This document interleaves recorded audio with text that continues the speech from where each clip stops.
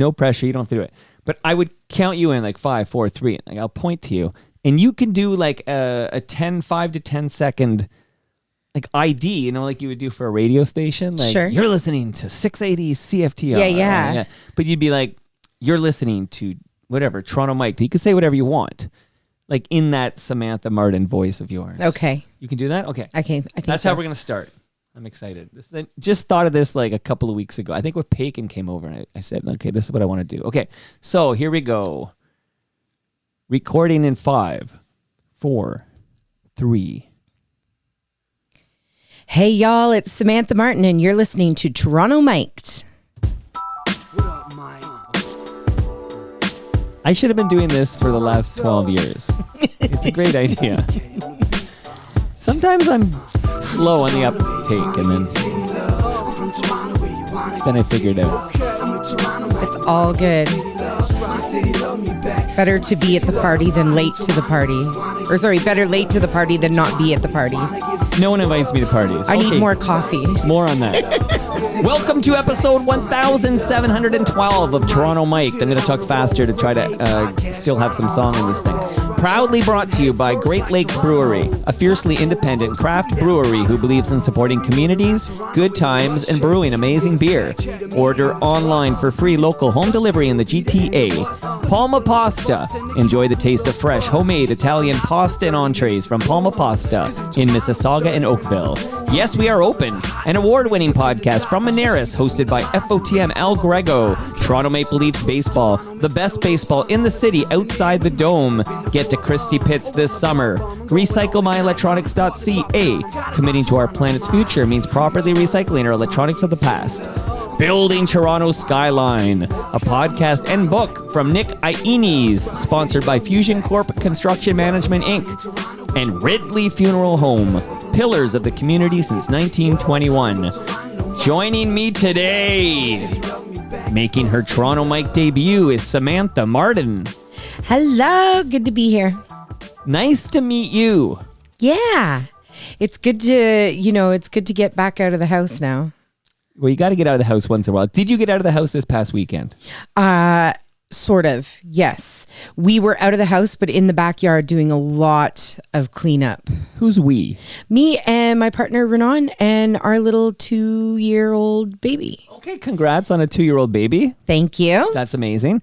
I just want to shout out a person named Blair Packham. Yeah, Blair. How do you know Blair? Oh my gosh, it's been a minute. So I believe I met Blair first at Say What for a songwriter night that they were holding on Sunday nights. Terrence, Derek Downham, and Tim Bovacanti. Tim's been over here. Yeah, and they used to host, when I first moved to Toronto, they used to host a songwriter jam night at Say What, and I had just moved to the city and I was here to make it. And what year was this? Oh my God. When did you come to Toronto to make 2006. Okay, so not even 20 years ago. Yeah, or no, it was 2007. Sorry, it was 2007. Still not only 20 years ago. Yeah. Now, Tim Bovacanti, he's kind of in the Guess Who now when you think about it, because he's going to be on this Guess Who reunion tour. Yeah. Like, that's cool. It is super cool. And it was so funny. I ran into Terrence Gowan at in the lounge, at the airport lounge in Toronto Pearson not that long ago. And it was so cool to run into him because I hadn't seen him since the Say What Jam had ended. And yeah, it was just super cool. I love those guys. And I'm going to see Derek tomorrow. Okay, that's very cool. Now, when you're hanging with Blair at these songwriter things, like, do you guys write a song together? Like, did you write something with Blair? No, it was more of a like sharing your songs with basically other songwriters, because I don't think there was much of a. I can't remember, but I don't think there was like a whole bunch of like fans coming to see it. I think it was just like a room full of songwriters sharing their songs. You know, next time these things happen, invite me and I'll set up like my studio in the corner. Yeah. And then people can like cool people like you can come by and chat me up for a few minutes and talk about what's going on. I think we should do that. I really do. Okay, let me ask you about this. Okay, so I want to get back to Blair in a minute, but I want to shout him out because Blair said, hey, Mike, you should have Samantha Martin on your show. And then since that was scheduled, multiple guests have just dropped your name in conversation. Like, I should have a list of these guests, but they'll mention you, and then I'll be like, she's in the calendar. Like, you've come up quite a bit lately. Really? Yeah. Good. It's working. Like, you're a going concern. Well, that's good. Well, that's good because, quite frankly, I thought after I had a kid that people thought I died. So, like, I just, like, I had a baby and all of a sudden my phone stopped ringing. I was like, do people even know I exist After anymore? this episode, expect multiple phone calls. Samantha, I heard you're alive. You're back in business here. By the way, when you came here almost 20 years ago, where did you come from? So I have family in Alberta and I have family on the Bruce Peninsula. So I had gone to university, college, and at Grant MacEwan in Edmonton, and then I moved to the Owen Sound area. My dad lives in Lion's Head, which is a small little hamlet of 500 people, and I went to high school there for a short stint. But you're from Edmonton? I'm from Edmonton. I was born in Edmonton. Do you know that's why I'm wearing this shirt? Because the Oilers, yeah. Because my wife is from Edmonton. Oh, nice. And you're similar vintage. Okay. Yeah. And like I wore this on Friday with Sky Wallace because, but I said I'm going to wear it again. Like I'm wearing it again because you are an Edmontonian. Are you a hockey fan? I am sort of a hockey fan. Let's just put it this way. I like seeing hockey live in the arena, not so much sports on TV kind of gal. But will you tune in for a must-win Game 6? Like, would you tune in? Because this is happening tomorrow night. Like, yes. Will you tune in because it's such high stakes? Well, probably, yeah. At least in the periphery. Okay. It'll be on in the background. It'll be on in the background. I got to be honest with you. I got into music because sports weren't my thing. So I hated gym class. I couldn't wait to get to music class. and growing up with a father who played hockey in, smaller towns, that sort of thing. I think I got because I wasn't big into sports to play them myself, I kind of had to go to a lot of sports. And I think I just kind of tapped out on it. But I'm just wondering what came first, like your passion for music or that voice, because you have this textured, amazing voice. We're going to play some of your jams in mere moments, and I want people who don't know who the hell Samantha Martin is to hear this voice. But did you say, hey, I got a cool voice, maybe I would sing, or did you love to sing and then you developed this cool voice? What comes first? I think that my love of music came first. My dad was a musical guy. He played guitar around kitchen tables and campfires and that sort of thing. There was always music in the house, and I remember singing The Little Mermaid into a garden hose and a fan and stuff like that. Right. When I was really, really young, 3, 4. And then it wasn't until I was 20 that I really thought, well, maybe I could really make a go of it. And you have. I have. You've made a frickin' go of it, Samantha. I've made a frickin' go of it, dude. By the way, I gotta tell you, the first Samantha I really knew of was Samantha Maselli, who was a character on Who's the Boss. Mm-hmm. And I had a huge crush on Samantha Maselli. I think we were similar age. She might have been a year or two older. Right. But a very early crush for yours truly was Samantha Maselli. Very nice. And you're not Samantha Maselli. You're actually much younger than Samantha Maselli.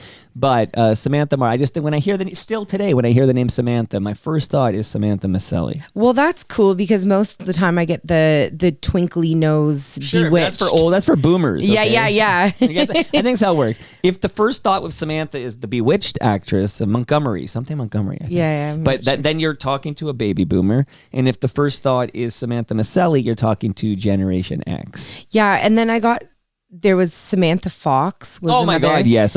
That poster, yes. Yeah. But that's isn't she British? I don't know. I don't know anything about Samantha Fox other than I don't look anything like her. I just own the same first name. Right. Okay. Well, there's some great Samanthas out there. Yeah. We're going to shout them all out over the next 60 minutes here. Okay. So, not a hockey fan, but you're mildly curious because you're from Edmonton, Alberta. And I mentioned Blair. I've given some props to Blair. Blair actually, often will say you should talk to this person, Timbo Vacanti, for example. Yeah. And I consider it, and then I'm like, yeah, I think I would like to talk to Tim. Or for an example, I would like to talk to Samantha. But there's a gentleman that Blair tried to get on Toronto Mike because he thought we'd have a great chat. Stephen Leckie. Do you know the name Steve Leckie? Yes, I know the name. Have I seen him play? I don't think so. Okay, I'm going to play a little bit. This is going back to like before, because I know your age. And I know I've got several years on you, Samantha. And I know I'm too young to have been going to, Queen Street clubs in the late 70s. Okay? Yes. That was like, I would call that my Sesame Street fever era is what I would call this. Okay? But here's a jam. Okay, I'm going to think I'll turn it down. This is loud. But I want to talk with Steve Leckie for a moment.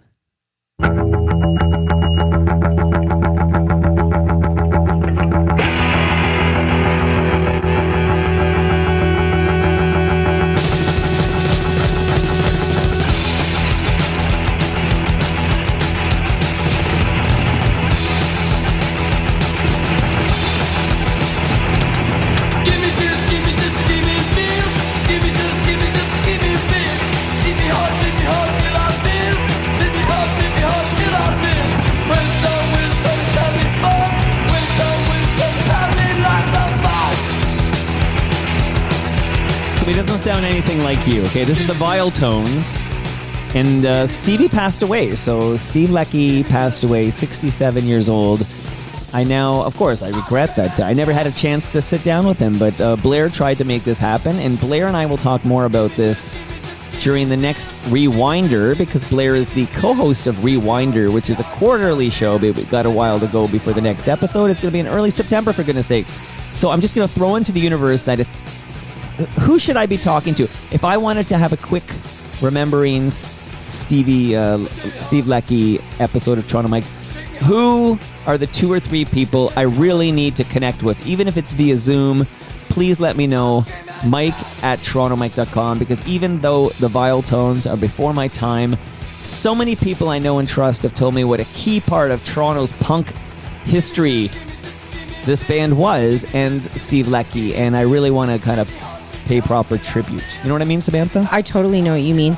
I mean, it sounds like he used to rip the crap out of this, out of the horseshoe, for sure. Yeah. You should talk to Gary Top. Yeah, Gary Top would probably. So that's where I moderated a panel discussion at the Red Room of the concert hall, the Masonic Temple, because Gary Top put out a book, and Steve Leckie was there.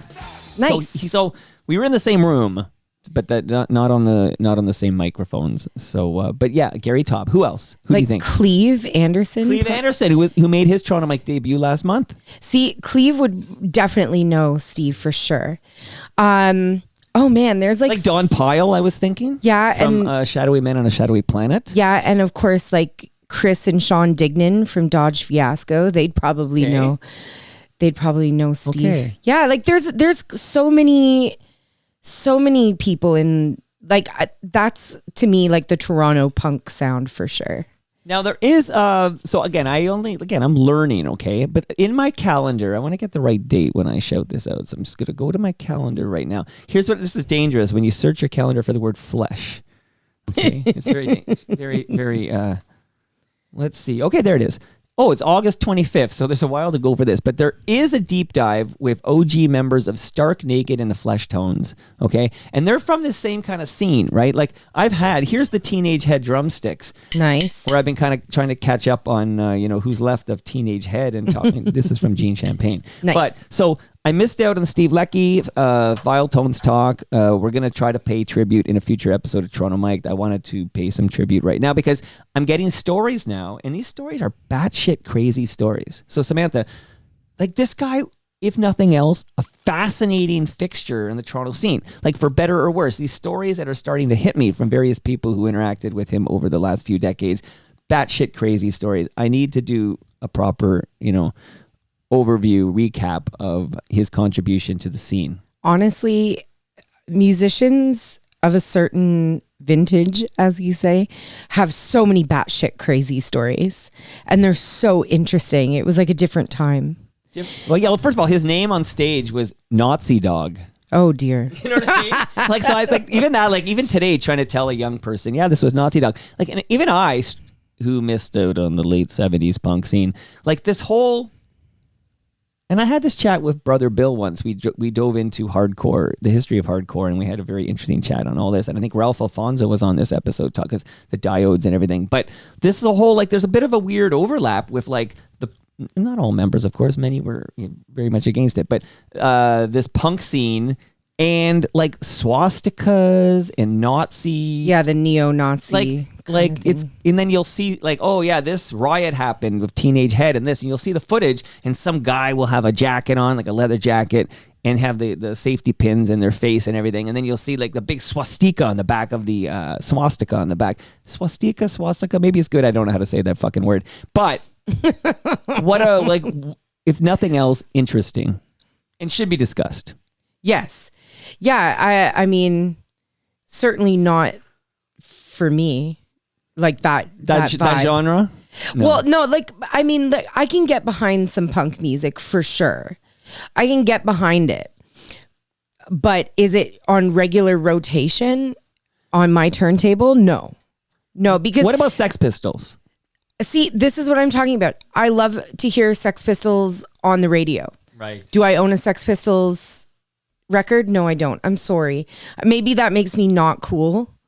But I also don't own any bluegrass records because fiddles and mandolins and picking and stuff like that, it makes me anxious. Interesting. So like really, really fast drums make me anxious. Really, like I remember going to like folk music conferences and there was always like a jam in the lobby of the hotel with like every fiddle that ever came to this folk conference. Sure. And it was just, I don't know, it's something about the sort of speed and intensity in which some things are played that it's even, okay, so my partner's Turkish. Okay. And so he has he plays sometimes some classic Turkish sort of like gypsy music. And he played it in the car once and I'm just like on a road trip and I'm like, you have to turn this off. I'm going faster. Wow. I'm going to get a speeding ticket because I want to get out of this car so bad. I'm going faster. Okay, so I know that feeling you're describing because when I actually often gravitate towards that kind of music, maybe like System of a Down or something like that. Okay. Sure. But what it does to me is it gets my heart rate going faster. Yeah. And then I feel like I'm it's almost like a natural high. Sure. So I love that feeling. I'm glad you love that feeling. You know what it You is? feel manic, right? Yeah. Well, but you don't like this feeling of mania. For those of you who don't know, and Mike, you're one of them, people call me Safety Sam. Safety Sam. I'm going to write that down. I'm not. I don't do drugs. Do you drink beer? I drink beer. Great Lakes beer. Are you just saying that because I'm giving you some Great Lakes beer? Yes. You don't have to like No. Biff Naked, for example, will come over and Biff Naked will never take the beer because she's what's called straight edge. Right. No alcohol, no drugs, no smokes. Oh, honey, I love drinking. Will you eat honey? Yes. But I like drinking. But I don't do it very often, but like I like socially drinking and I like a really, really cold beer on a really, really hot day after I've cut the lawn or something. I'm with you. And then other than that, I'm like cider, wine, and rye. Okay. And anything with a lime in it. Do you cut the lawn in your household? I've been known to cut the lawn in my household when necessary. Yeah. Okay. I like that there's no gender norms happening or whatever. Like Samantha Martin's going to cut the lawn. No, and of course, like my partner Renan, he does the cooking dinner because he doesn't like my white people food. No, and it's legitimate. Like he will let me cook the turkeys, the prime rib roasts. Right. He will let me cook stews. Those sorts of things, but when it comes to like our daily Monday to Friday dinners, he's in charge. Okay, you've divvied up the duties. So let me just do this right now since this is the time. Next time you mow the lawn, you'll have a cold Great Lakes beer in your fridge because I'm giving you some fresh craft beer from Great Lakes Brewery. If it makes it past my husband, who will drink beer at any temperature at any time. But yes, Can I invite you and your husband and your 2-year-old, by the way, to Great Lakes Brewery at 30 Queen Elizabeth Boulevard. This is down the street from the Costco in South Etobicoke on June 26th, which I was, you know what, I'm looking at a calendar that's from May 1986. Like, why am I looking at this calendar? That's not going to help me at all, okay? But we are on the 16th, so what are we, 11 days out? So Yeah.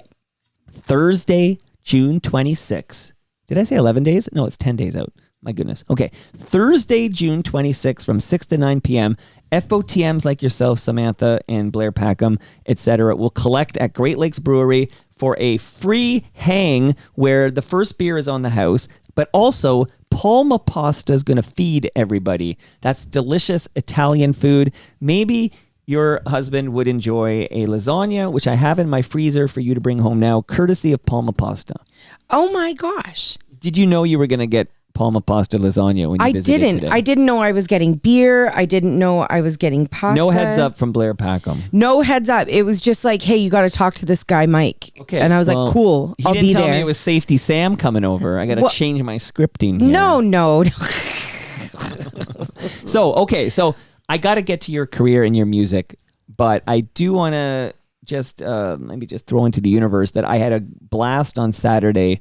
I had quite a weekend. I'll just recap it real quick, but we celebrated our anniversary, my wife and I, my Edmontonian wife. We celebrated our anniversary on Friday night. So we had a date Friday night. We had a great time, a great Saturday morning. And then Saturday was a busy day, but part of Saturday was I went to see The Watchmen at the Danforth Music Hall. Mm-hmm. And I just want to say I fucking loved it, and I love that band. Do you have any affinity for The Watchmen? You don't. It's okay. You're just, you know what? Again, just it's not. You're too young. I don't. Well, no, I just don't know if I like them or not because I haven't listened. Okay, well, they're from Winnipeg. I sorry. feel like you prairie people need to stick together. Okay, but they're a mid to late 90s phenomenon. Anyways, they're fantastic. They were great. I just want to shout out The Watchmen. It was good. It's like seeing 4 friends on stage. Fucking loved it. And then I actually, after the Watchmen concert at the Danforth Music Hall, I biked to Kensington Market area to go to a bar where Al Grego was performing live, and I got to see Al perform live. It was in celebration of Al's 50th birthday. So happy birthday again, Al Grego. And I'm here to tell you, Samantha Martin, Safety Sam, that Al hosts an award-winning podcast called Yes, We Are Open. This is made by Moneris, and he collects inspiring stories from small business owners, and he shares them on this great series called Yes, We Are Open. And season 8 just finished up, and every episode but the finale of season 8 was recorded in Regina, Saskatchewan. Have you had positive experiences or negative experiences in Regina, Saskatchewan? I have had positive experiences in Regina. I think the most recent time was that we went through Regina was just before the pandemic. Okay, like 2020. It was 2020. February 2020. Okay. Like we're talking right before the world shut down, and we played the Artisan. And it was a lovely room full of lovely people. And I had rented an Airbnb, I think, for the band. And close to where we were staying was a cool little bar. We made friends with the bartender. And she's come to all of our shows since. So that's like amazing. in so the this area. is Samantha Martin and Delta Sugar? Yes, Samantha Martin and Delta Sugar. Should I nail that T in Martin? I feel like I sometimes say Martin. It doesn't. Martin, whatever. It depends on, because my accent. Well, and the thing is that I don't critique how anybody says my name so long as it's not Stephanie or something. Safety Sam will do. As far as I'm concerned. I love Holger Peterson. Holger Peterson with CBC. He. I think he says it the same way. Or like Samantha. I can't remember how he says it, but Martin. It's cute. It's cute. It's like just a little bit different. Like the T becomes a D. I got criticism Samantha. in the past. I think it's Samantha Martin. Okay. Like there's a little third kind of thing, which is adorable, and I love it. And I would never correct him. And if Holger is hearing this, don't Don't change, baby. Don't ever change. Don't Holger. ever change. So let's get you back to your beginning here. Like, maybe walk us through a little bit about this. Like, you were into music because you weren't into sports, but who are your inspirations? Like, I've shouted out a bunch of acts. You're like, I don't know these people. Like, who were your musical inspirations? Because you're kind of all over the place with like roots rock and blues and soul and gospel. Like, Yeah. we're going to play some of your music in mere minutes so people can hear what I'm talking about. I think my personal influences when I was growing up was definitely my dad. And I had a music teacher, Miss Stanton. Oh. And when I was first starting to play music, it was a lot of like Sarah McLachlan and Jewel, because that was sort of at the time, that was sort of my female sort of, I guess, peers in like the people that I was looking to. And what about Winnipegger Chantal Creviage? I again love Chantal, and it was sort of that period of time where like the Lilith Fair kind of vibe. So that was how why I started playing guitar and the songs that I was teaching myself. But my dad started, by teaching me House of the Rising Sun, and there was a lot of country music, and my mom played a lot of rock and roll in the house. So she was a big like Janis Joplin, Rolling Stones, I hear Led Janis Zeppelin in your voice. Yeah. That would have been the years of smoking, I'm sure. You asked me how I got my voice. There was years and years and years of smoking and having an untrained voice and just giving her shit on stage all the time. And I created some damage in there, but it's like character at this point. You know what? Often I'll have a DJ I listened to in the 90s or something, and they'd have such a deep, cool voice. I'm thinking of like Jeff Woods or something, right? Yeah, I know Jeff. Yeah. And I'll be listening to Jeff Woods and I'll be like, man, how do I get a voice like that? And he goes, you got to be like drinking and smoking at the age of 9. Okay, this is it. I'm like, is it worth it? I'm thinking to myself, I might make that trade. You'll die you'll die at 60, but you'll sound fucking great. Well, I mean, I don't know. I don't think it's worth it, frankly. Like I quit smoking cigarettes when I was getting pregnant, or like when I got pregnant. So I haven't smoked in a couple years now, and quite frankly, stairs are not an issue anymore, and I do appreciate that side of it. And I still did enough damage while I was smoking that I don't feel like the character of my voice has changed much. Can I play something? Please. So people can hear this voice? Okay, so I'm picking something randomly from the past here, but let's just listen to Samantha Martin.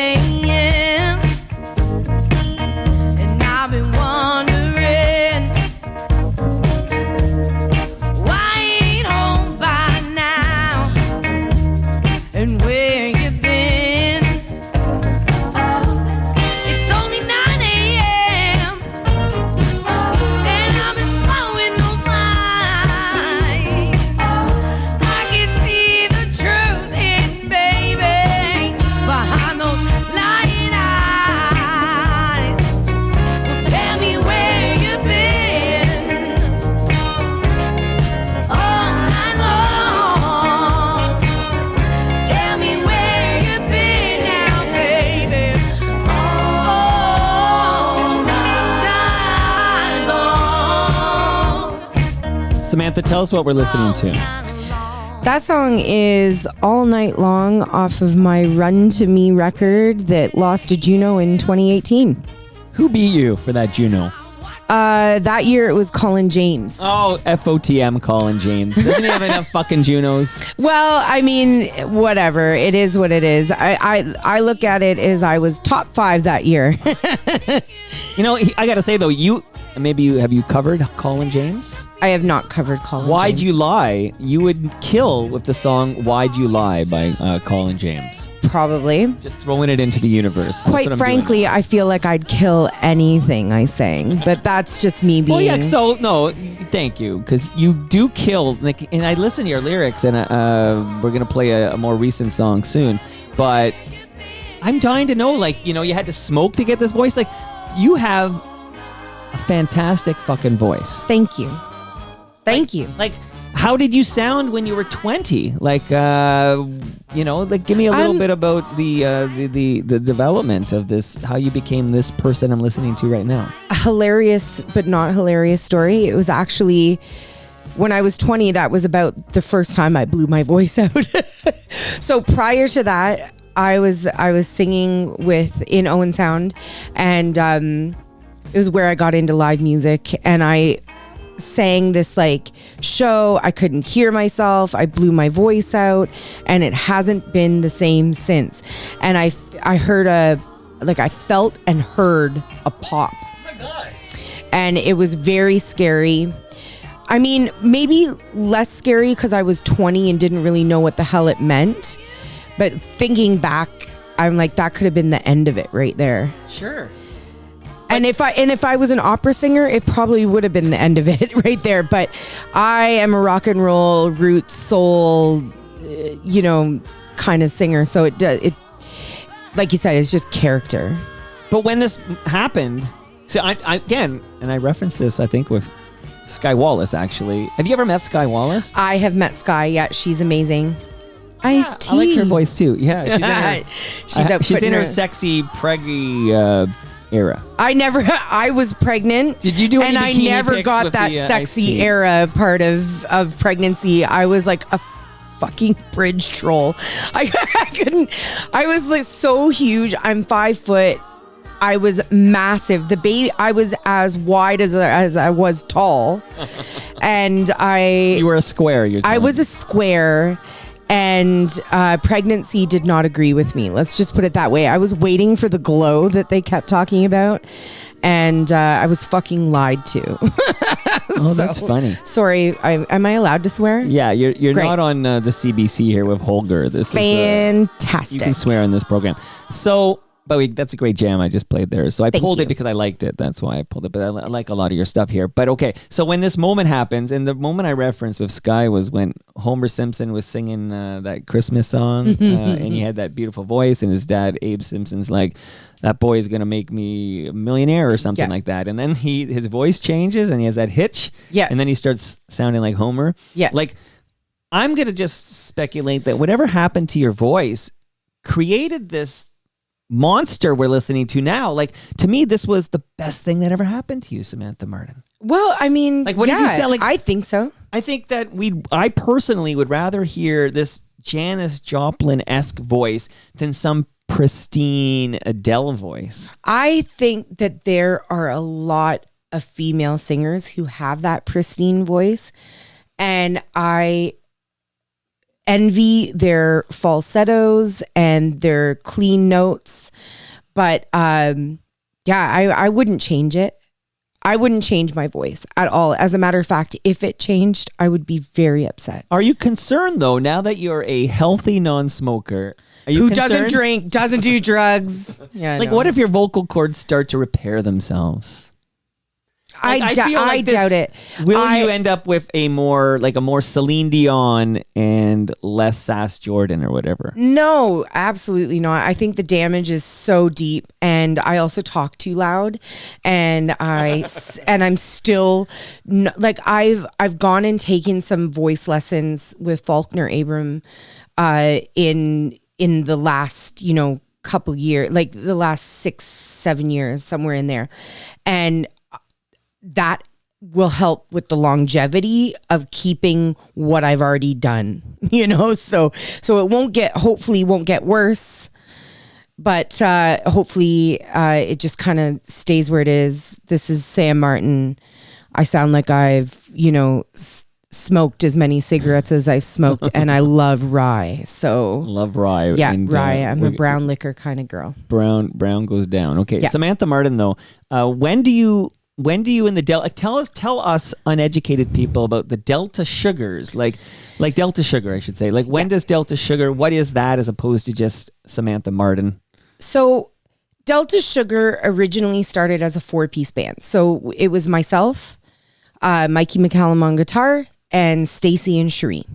So Stacy Tab and Cherie Marshall. And we started playing and recording under Samantha Martin and Delta Sugar to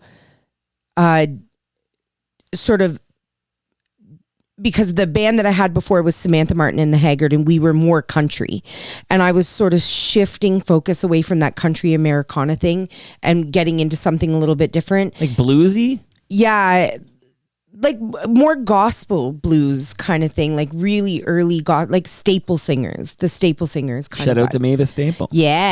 Still with us And playing really soon for the Toronto Jazz Fest. Oh, that's amazing. Yeah. 'Cause she's got to be in her mid-80s. Yeah, she's getting up there. I don't know how, I'm not going to sit here and tell you how old she is because I don't. That's okay. I got the Google machine here. Yeah. You keep talking and I'll find out. But I think So- she's like 83 or something. So I was in a band called Samantha Martin and the Haggard. We She's 85. I nailed it. nailed it. See Mavis while you can. She's amazing. Yeah, she's my hero. Sorry, my hero that I don't know the age of. All I know is I love her. Well, you know what? She's ageless as far as I'm concerned. Exactly, timeless. So I had Samantha Martin and the Haggard, Americana country kind of thing, and I started doing this more bluesy gospel soul music, and that was where my heart was going, and I just wanted that sound. So Stacy and Cherie joined the band. I pulled Mikey from the Haggard mostly because we were dating each other. That last song was about the end of that relationship.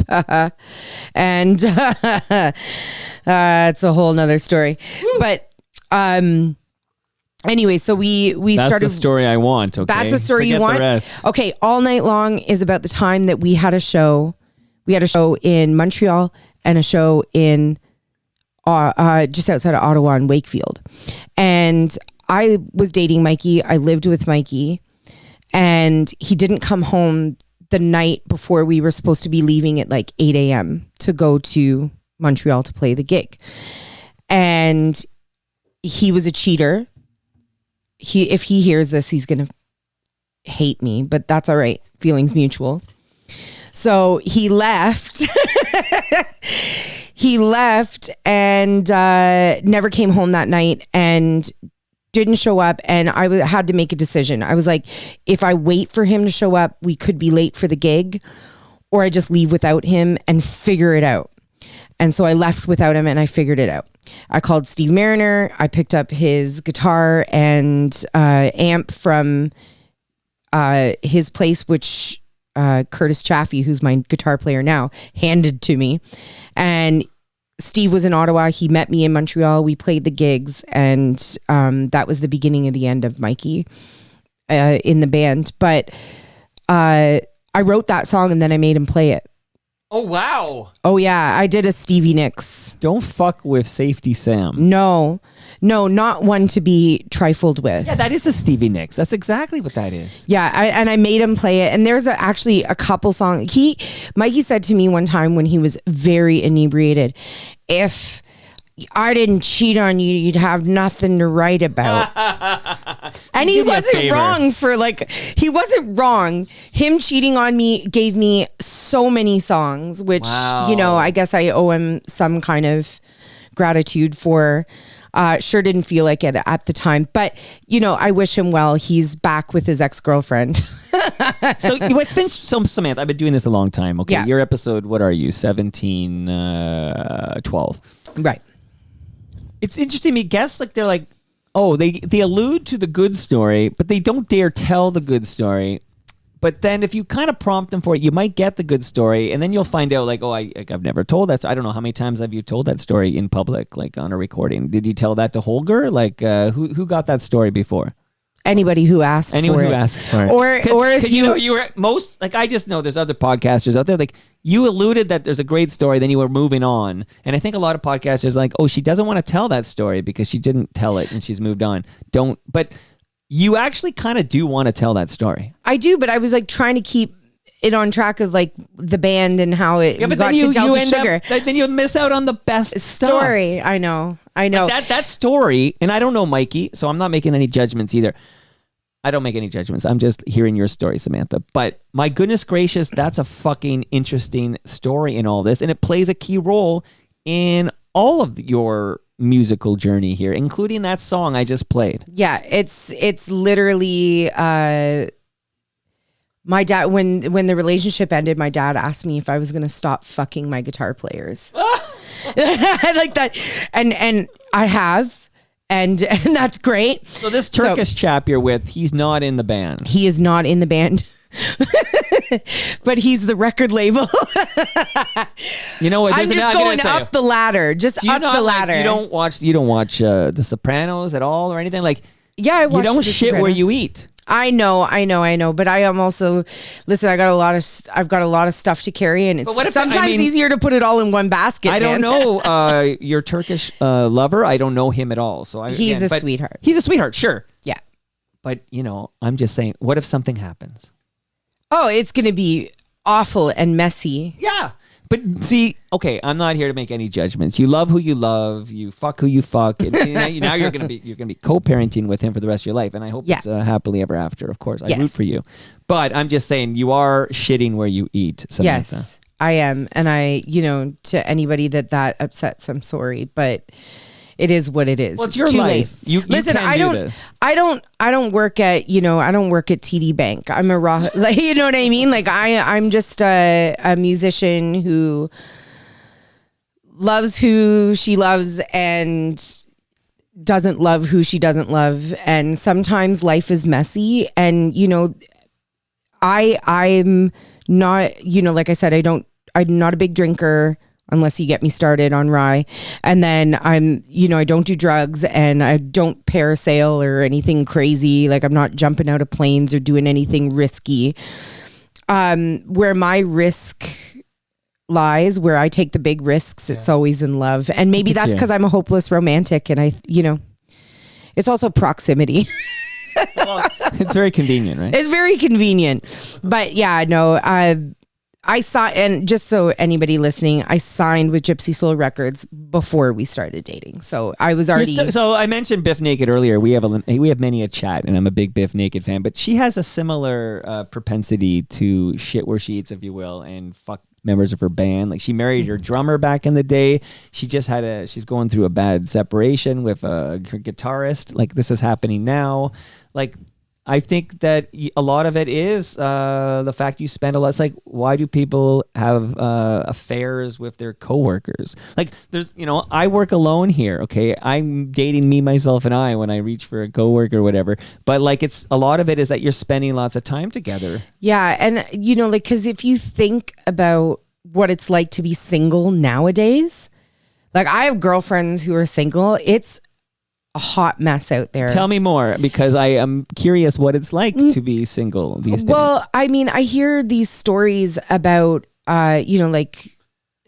girlfriends who are like on Plenty of Fish and all these kind Hinge of like Hinge. My daughter's on Hinge, so I get lots of Hinge updates. Yeah, and it's just like, could you imagine? Like, we're of a certain vintage, so could you imagine having to go through somebody's profile to decide whether they're a dickhead or not?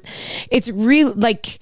No, I need to know the person who, I need to know who they are. Do they drive? Do they eat funny? Like, I don't want to go out on a date with you until I've seen you eat a sandwich in passing. You know what I mean? Like, I don't know. Well, you trust me, we wouldn't get past that first date if you saw me eat a sandwich. But Samantha, so I do think about, like, not fantasize, but I think about, like, what would I do if I were single? Because I've never been on an app, because I had a long marriage.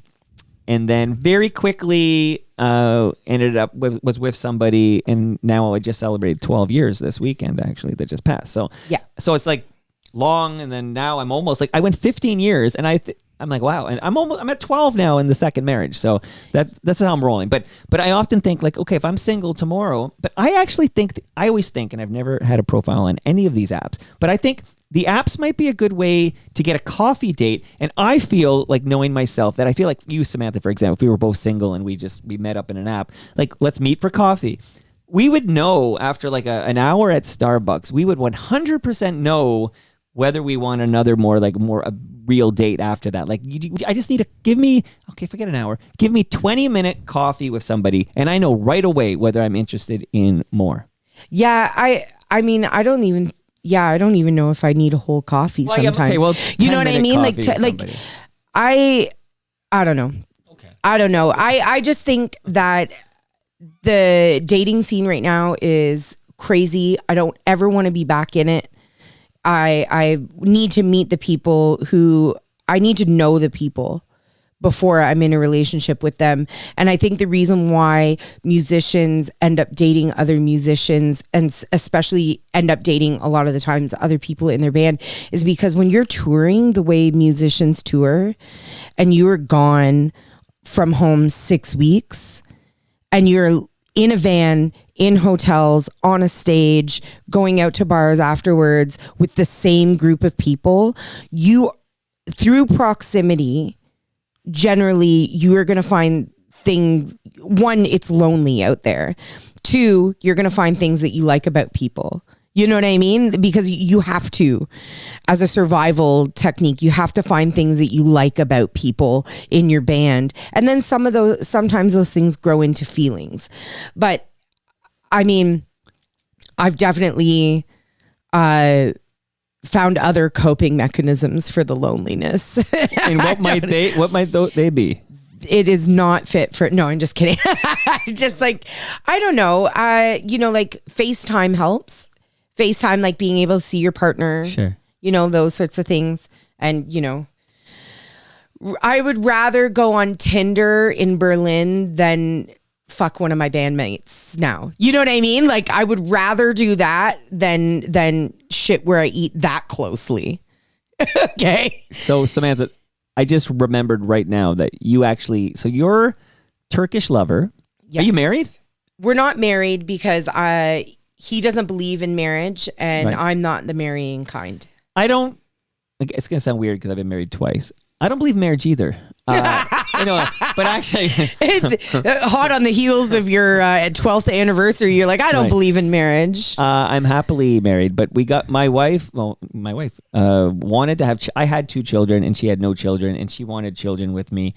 And I was happy to give her children because I wanted to spend my rest of my life with her. But she actually said that she's not a religious person, but she said she wanted to be married before she had children. And then I had this moment of like, okay, I have 2 options. I can like set her free and not be with the person I want to be because I don't want to marry her and she wants to be married to the person she has kids with. Or I could marry the woman and she can then have children. So I married her so she could have children, and then she had 2 beautiful children of mine, and that's how that happened. But so you're not married to this gentleman, but this gentleman needs your car. Like, can you remind me? Like, so it's our car. It's our car. You share this car. We share this car. We both paid 50-50. Okay. Whose name is on the ownership? Mine. It's your car. It's my car. Because there's a car in my driveway right now, and we both pay. Oh, actually, this really is her car. Okay. Regardless, tell me again. Remind me. It's 10:48. What time do you need to drive away from here? By 11:20. Okay. So I'm going to play another song. Okay. Talk about this. Then I'm going to shout out some sponsors, and then I have to tell you about a little not ethical. It's no ethics involved, but just a conundrum I had, and I wonder how you would have handled it. But here we go. Interesting. I've got a feeling. Yeah. Woo!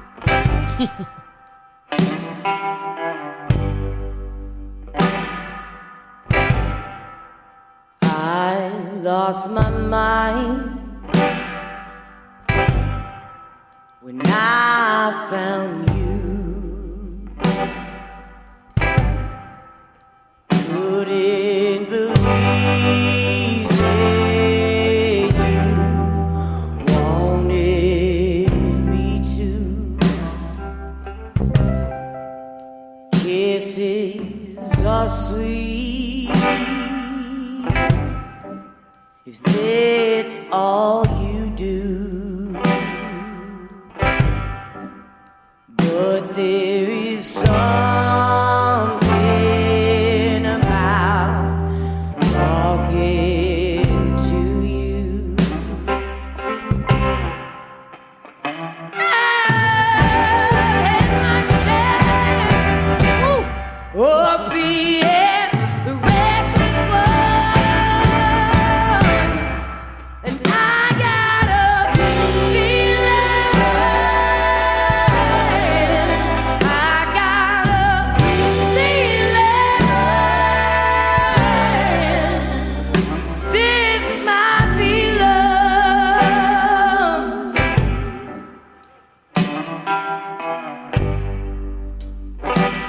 Samantha, I'd play the whole thing. People find this song, okay.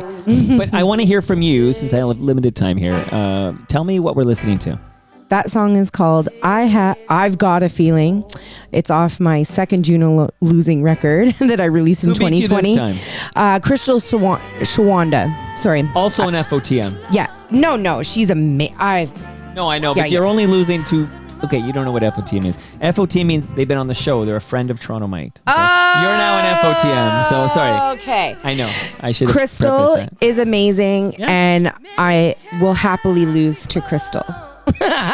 She was here earlier this calendar year, I would say, about 6 weeks ago or so. Crystal sat there. In fact, somebody left behind a pair of glasses. Quick story is that, like, I found a black case, glasses, really, on that black chair. So black on black. You couldn't even see it. Yeah. I just discovered it one day, and then I went to my calendar, and I narrowed down. It had to belong to one of these, 5 people. One of the people was Blair Packham, actually, but he says it wasn't his. Okay.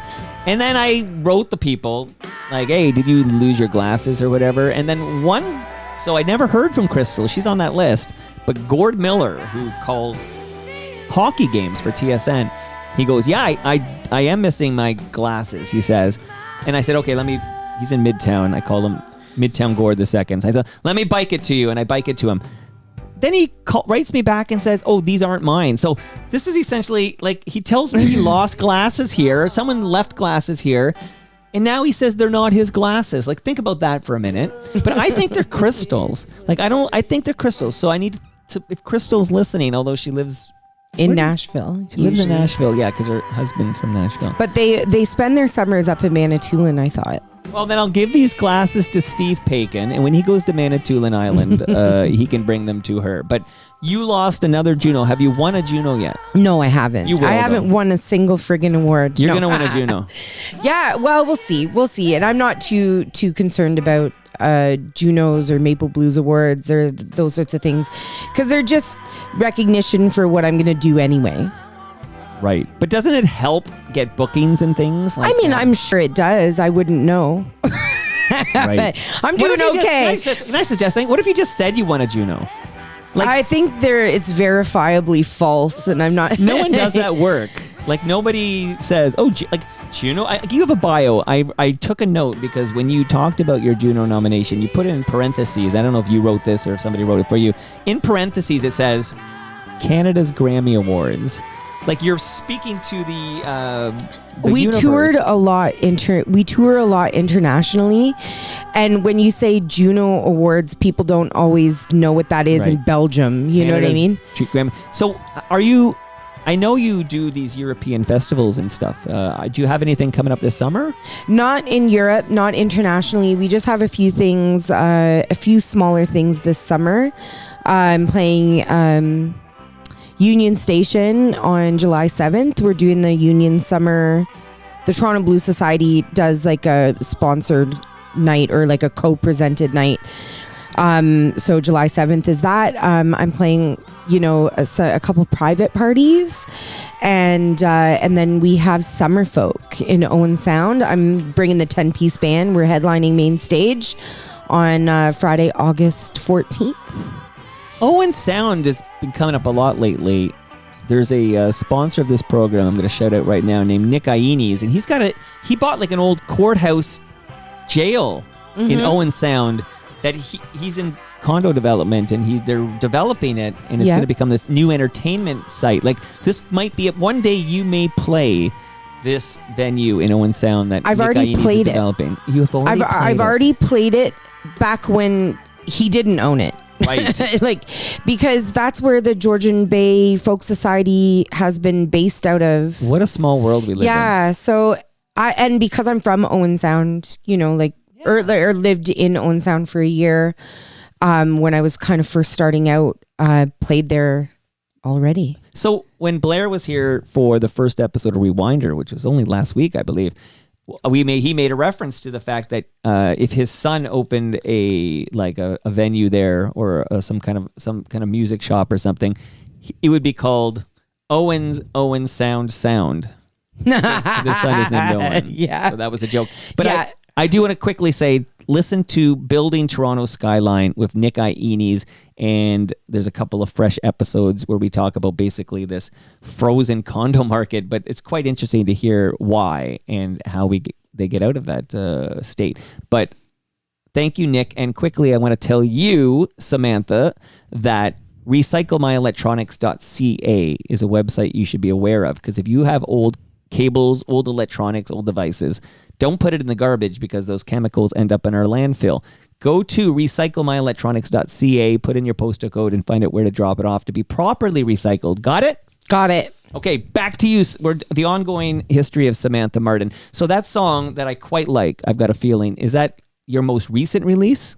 Yeah, that's the most recent release. We released that in November of 2020. Sort of, we thought that was the end of the pandemic, and boy, were we friggin' wrong. Psych. Psych. But that song is about Renan, my Turkish lover. Turned out.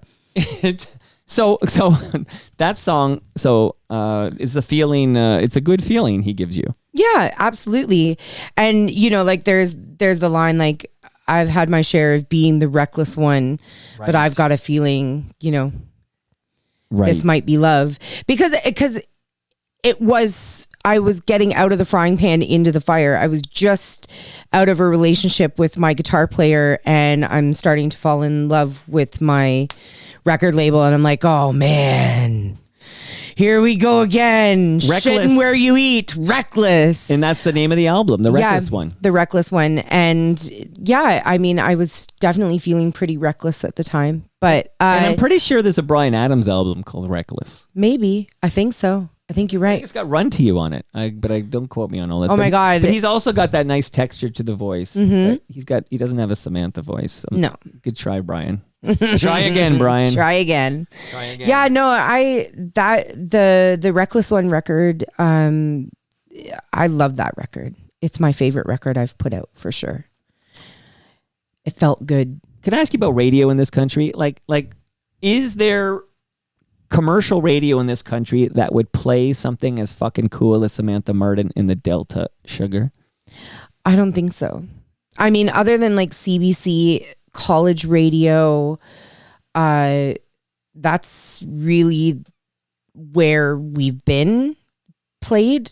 Obviously like podcasts and Sure.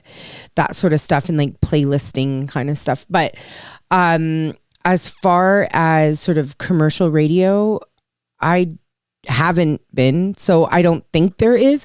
I mean, I would kind of hope that like somewhere like Indie 88 would be interested in maybe some of my more like rockin' tunes. But I mean, I'm not going to sit here and hold my breath. See, I think they're going the other way. This is what I think is happening with Indie 88. And I'll get more insight on this on June 26th, because before TMLX 19, we're going to record a new episode of Toast with Rob Pruce, keyboardist from The Spoons, and Bob Willett, who is a going concern on Indie 88. He's on that station 8 days a week.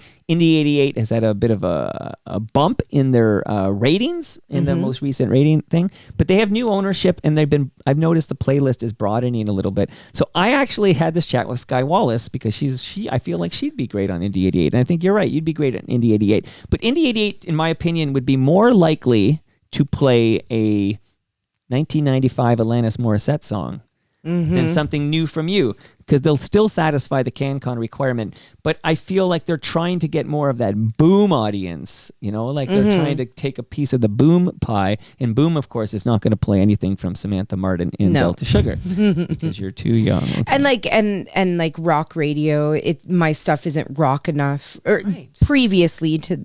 Like my previous records have not been rock enough. And listen, I go into the studio with the songs that move me. I record them. I work with producers who get me, who love the songs, and we just do it. We record these songs, and whatever happens after we record them is just icing on the cake, because the idea is that you just get them out there. Like, commercial radio be damned, Samantha Martin is not going to record a song simply because it might get her some airplay. At least I haven't in the past. I don't know, this next record. Well, maybe. what's going on next? Well, we're in the process of starting to record the next record, and the new songs maybe a little bit more adult contemporary, like maybe, or they could go that way, but really not sure. But you're not losing your trademark hurricane force vocals, are you, No, Samantha? definitely not. That can't change. I don't know how to sing any other way. I don't know, and we don't want you to. Like, just don't ever change. Like, I actually fucking love your voice. In fact, I'm gonna play it. I'm not gonna play the whole thing, but just a little bit about like where it's not just because we've been hearing this kind of these bluesy, gospely songs or whatever, and that's very cool. But I did find this, okay, and I just want to ask you about this. Taste.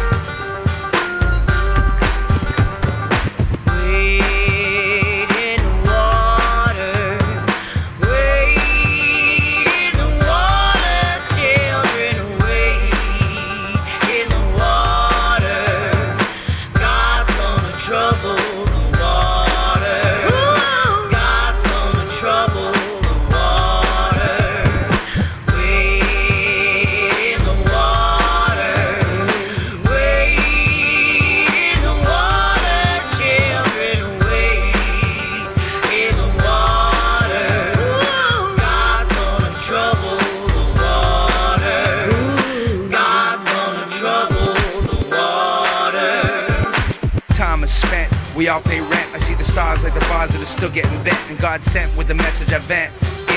Exodus, freedom's a must. Hands up, head high, let the Babylon bust. A voice capture humanity surplus. Wade in the water, watch the systems turn rust. And machines that crushed us return to dust. No more bloodhound tracking, scars on backs. Running from the. What are we listening to here, Safety Sam? That's Gangsta Grass. Yeah, I love Gangsta Grass. They're good dudes, man. Good dudes. They're Wrench produced our first Delta Sugar record, the Send the Nightingale record. He produced it and put it together, mixed it, and his band, Gangsta Grass, based out of the U.S., Brooklyn. I know DeSluth lives in Pensacola. We got some Philly, Arson lives in Philly, and yeah, and like Daniel, who plays the banjo and guitar in the band, like great dudes. Super cool idea. It blends hip hop and bluegrass music. It reaches a lot of people. Like it satisfies a lot of people's thing. And when they worked with us on our first record, they asked us to cameo. Your hook in this song is fantastic. Thank you. Yeah, well, it's Wade in the Water. It's not mine, certainly, but it's like that. I feel old like I school might have heard this in like Oh Brother, Where Art Thou? Yeah, like sort of the end credits. Well, that's my bluegrass experience is Oh Brother, Where Art Thou? Yeah. What, you never went to the bluegrass brunch at the Dakota Tavern? No, but I did go to a bluegrass brunch they used to have in this neighborhood at the New Toronto Billiard Hall, and it was fucking rad. They had a bluegrass band, which obviously inspired by the places. But, like, okay. So, yeah, I'm just saying, Safety Sam, you'll...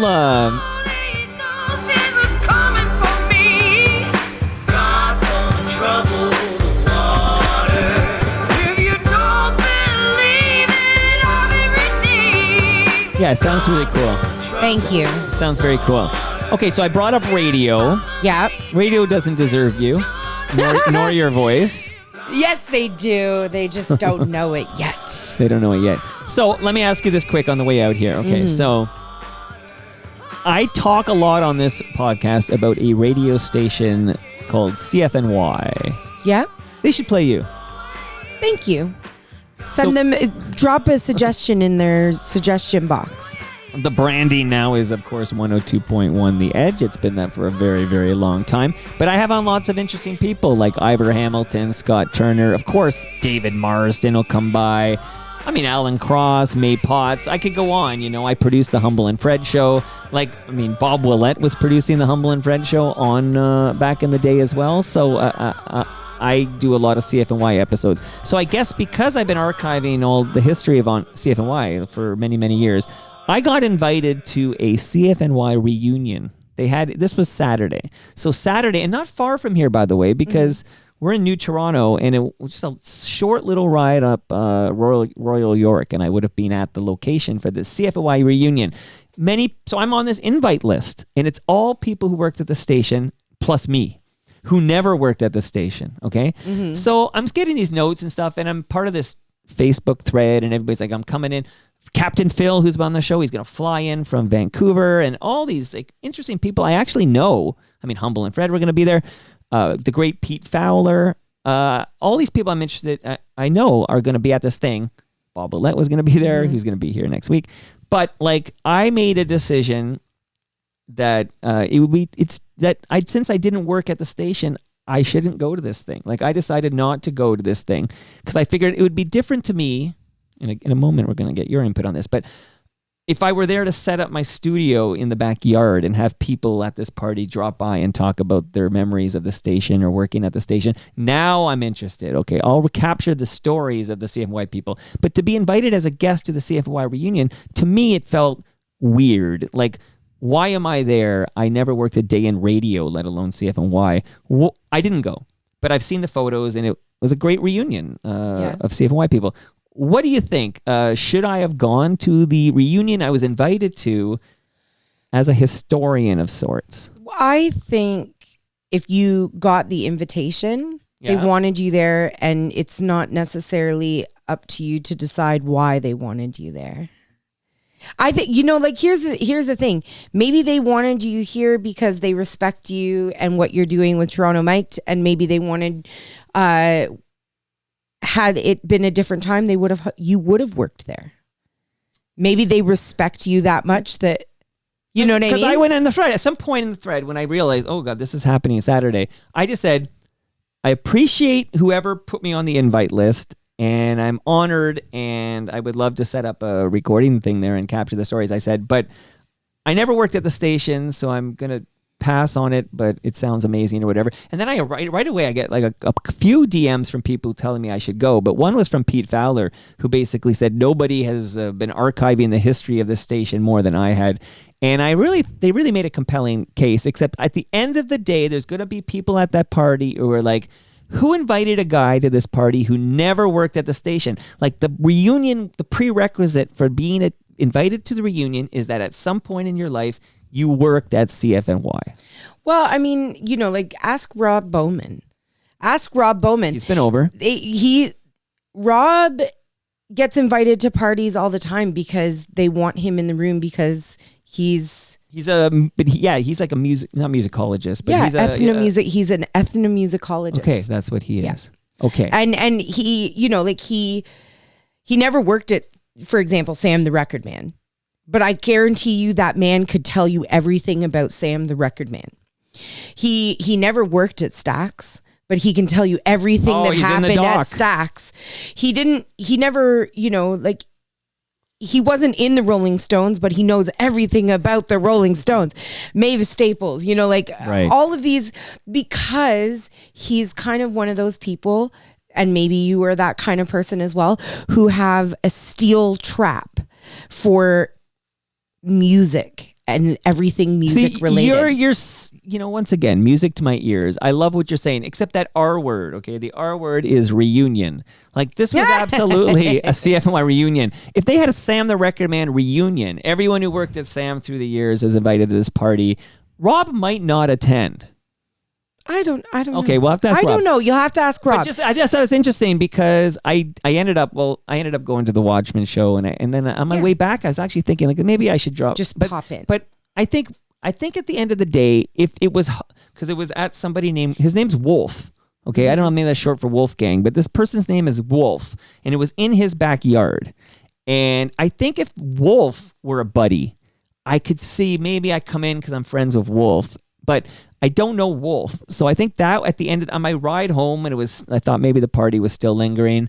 I said, do I pop in? I decided not to because I don't know Wolf. Maybe if it was hosted by like Bob Willett, for example, it might have been a different call I made. But I never went to this reunion, but it sounds rad. And I will be talking to Bob Willett about this next week. But I wondered what you thought of my decision to take a pass. I mean, everybody makes decisions for their own reasons and that sort of thing. Like, I don't know, but if I get invited to a party, generally I think it's because they want me there.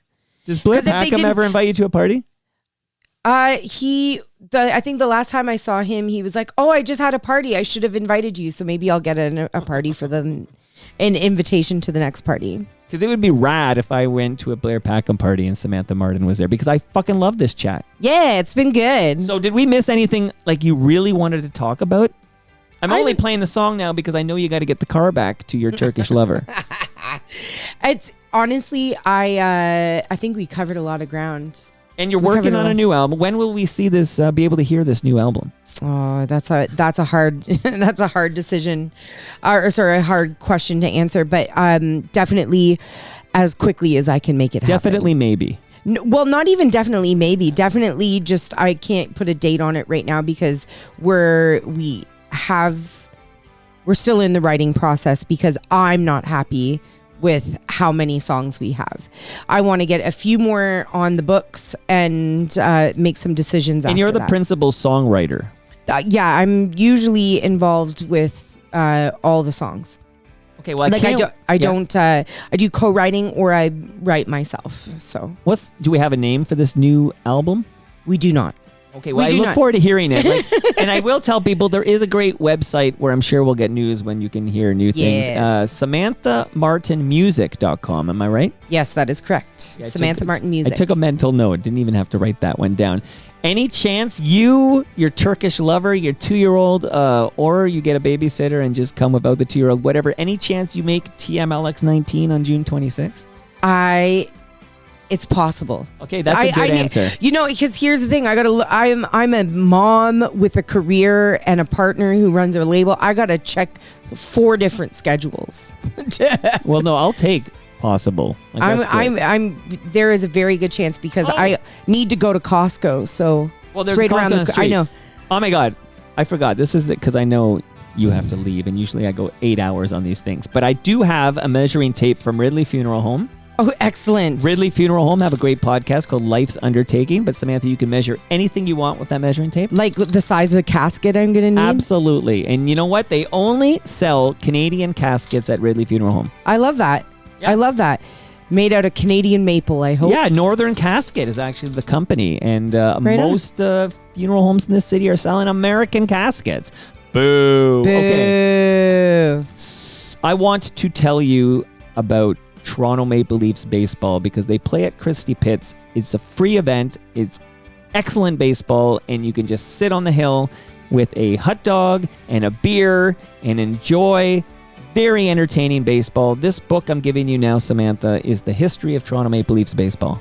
It's so funny because when you said Toronto Maple Leafs baseball, I was like, "Oh, we've misspoke. It's hockey." He screwed up again. No. But baseball, cool. Yeah, it's baseball. All right. They had the name before the hockey team had the name. Oh, rude. That's some history already, but more in that book. Yeah. I like Christie Pitts. Great. Yeah. Great venue. Great. It's a great park, and catch some baseball there. Samantha, I love this. Oh, and also catch some movies in Christie Pitts Park. I've seen that. I used to live on Palmerston, and I always loved that vibe. Great vibe. And now I realize I'm running out of song. You ready for this fast extra? Yep. And that brings us to the end of our 1,712 show. Go to torontomike.com for all your Toronto Mike needs. Much love to all who made this possible. That's Great Lakes Brewery, Palma Pasta, don't leave without your lasagna, Samantha, Toronto Maple Leafs Baseball, RecycleMyElectronics.ca, Building Toronto's Skyline, and Ridley Funeral Home. Wednesday's going to be bananas. I'm at the Joe Carter Classic. I have no idea who's going to come on my mic. It's going to be wild. Don't you dare miss that one.